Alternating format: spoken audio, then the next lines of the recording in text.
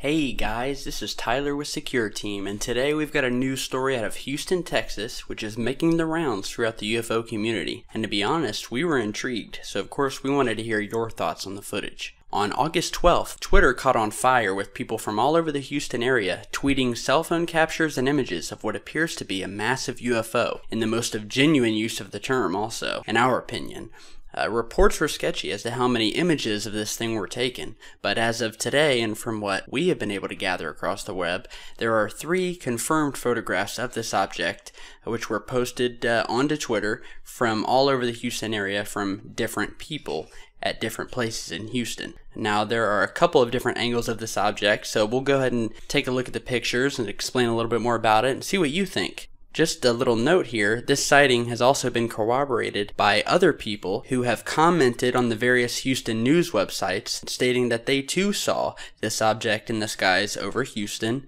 There was so much commotion about this that the local news station, KPRC in Houston, did a news story on it and posted a video on their website, which you can go and visit by using the link in the video description below.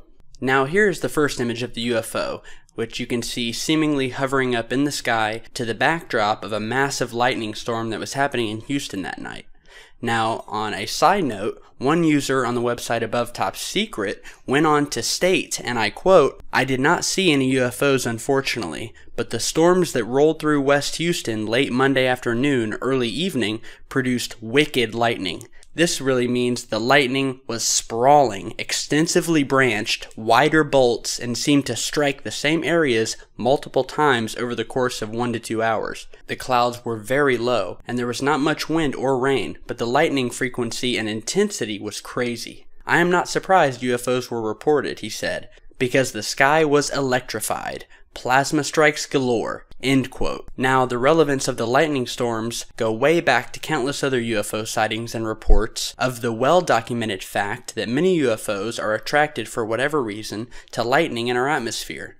Whether it be a UFO hovering through a local lightning storm in Houston or a massive circular-shaped UFO seen countless times by millions of people on the classic infrared black and white NASA footage from the International Space Station, wherein which you can see the curvature of the Earth in space along with some storm cells and flashing lightning across the atmosphere, and then you see these large circular craft slowly moving from space down into the clouds and atmosphere, disappearing, and then coming back up out again and going back up into space. You can also watch that video in the link below in the video description.